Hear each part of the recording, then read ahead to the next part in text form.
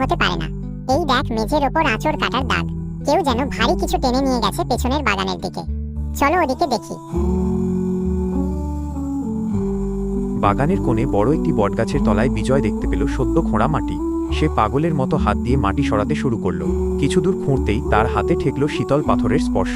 অত্যন্ত সতর্কতার সঙ্গে সে মাটি সরিয়ে বের করে আনল সেই মোহিনী মূর্তি। বিজয়, হ্যাঁ, এই তো সেই রাজকন্যা, কিন্তু ওর একদিকের মুখ আর হাতটা জঘন্যভাবে ভেঙে গেছে। মিঠু, আমি একে এখানেই ফেলে যেতে পারবো না, একে আমার ঠিক করতেই হবে। বিজয় মূর্তিটিকে কাঁধে করে নিজের ঘরে ফিরিয়ে আনল। শুরু হলো এক অসম যুদ্ধ। একদিকে মহাজনের দেওয়া মাত্র ২৪ ঘন্টা সময়, অন্যদিকে এক অসাধ্য সাধন। বিজয় তার খোদাই করার যন্ত্রপাতিতে শান দিয়ে বসল। হে সুন্দরী, জানি না তুমি কে, কিন্তু আজ আমার অস্তিত্ব তোমার ওপর নির্ভর করছে। আমি আমার জীবনের সবটুকু মমতা দিয়ে তোমাকে পূর্ণ করব। পুরো রাত কেটে গেল। বিজয়ের হাতের ছোঁয়ায় পাথরের অমসৃণ গাল মসৃণ হতে লাগল।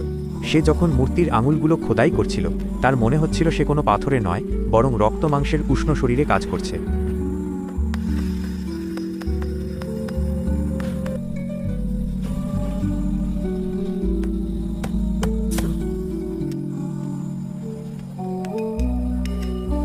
বিজয়, সূর্য উঠে গেছে।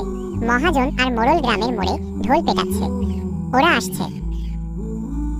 মিঠু, আর একটু চোখের মণিটা না আঁকলে এ মূর্তিতে প্রাণ আসবে না। বিজয়ের আঙুল কাঁপছে, কপাল দিয়ে ঘাম ঝরছে। শেষ মুহূর্তে সে মূর্তির ঠোঁটের কোণে একটি সূক্ষ্ম হাসির রেখা টেনে দিল। ক্লান্তিতে বিজয় তখন প্রায় শেষ।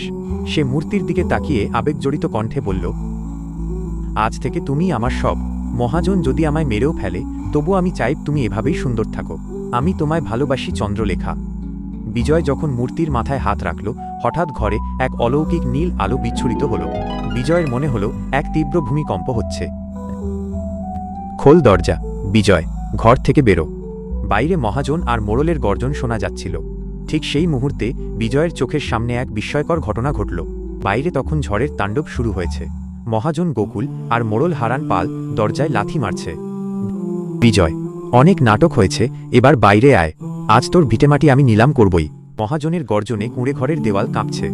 ঘরের ভেতরে তখন এক অলৌকিক নিস্তব্ধতা।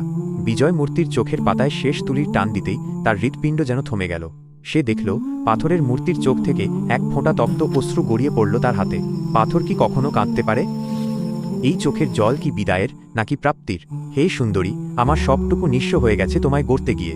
আজ যদি ওরা আমাকে নিয়ে যায়, তবে এই অসম্পূর্ণ প্রেমের কি হবে? ঠিক সেই মুহূর্তে